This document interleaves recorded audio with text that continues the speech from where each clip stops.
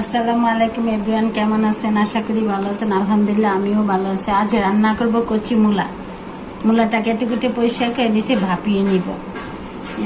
বাগদা চিংড়ি দিয়ে পাক করব। চিংড়িটা কেটে কেটে পরিষ্কার করে নিয়েছি, টমেটো কুচি করেছি, ধনিয়া পাতা কুচি করেছি, পেঁয়াজ কুচি করেছি। কিভাবে রান্নাটা করতেছি আপনাদের সাথে শেয়ার করতেছি। এখানে ভালো করে ভাপিয়ে নিই। ভাত দিয়ে রান্না, এমনি তো কচি মূলা সিদ্ধ হলে ভাত দিয়ে রান্না করলে গন্ধটা আর থাকে না, ভালো লাগে। এখানে গরম পানিতে দিয়ে দিচ্ছি, একটু ভাপানো হয়ে যায়। তেলটা কড়াইয়ে দিয়ে দিচ্ছি।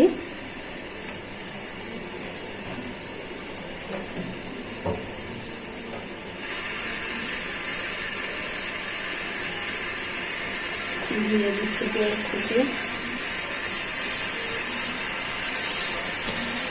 সাথে দিয়ে দিচ্ছি চিংড়ি মাছটা, পেঁয়াজের সাথে ভাজা হয়ে যাবে।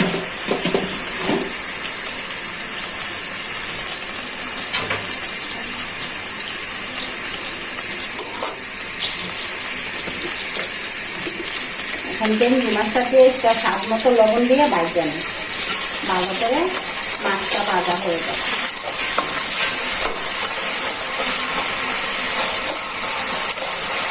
মাছটা পেঁয়াজটা ভালো করে ভাজা হয়ে গেছে। এখন হালকা একটু ঝোল দিয়ে মশলাগুলো দিয়ে দিচ্ছি।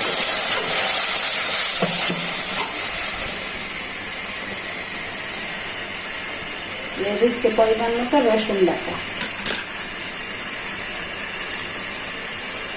দিয়ে দিচ্ছি পরিমাণ মতো হলুদের গুঁড়া, দিয়ে দিচ্ছি পরিমাণ মতো মরিচের গুঁড়া, দিয়ে দিচ্ছি পরিমাণ মতো জিরার গুঁড়া। এখন ভালো করে মশলাটা কষিয়ে নিই।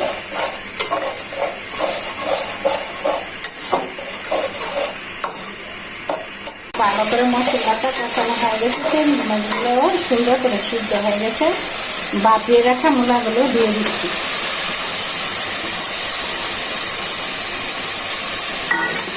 যেহেতু বাপানো সিদ্ধ হয়ে গেছে, টমেটোগুলো সাথে দিয়ে দিচ্ছি।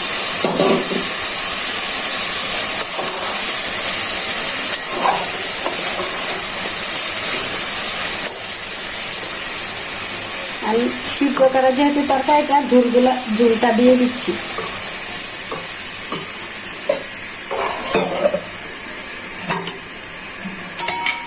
ঢেকে দিচ্ছি ভালো করে সিদ্ধ হওয়ার জন্য। দেখি বোনেরা তরকারিটা কিরকম হয়েছে, কি সুন্দর হয়েছে।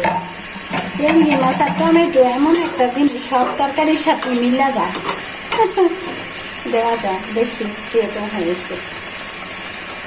মাশাআল্লাহ অনেক স্বাদ হয়েছে।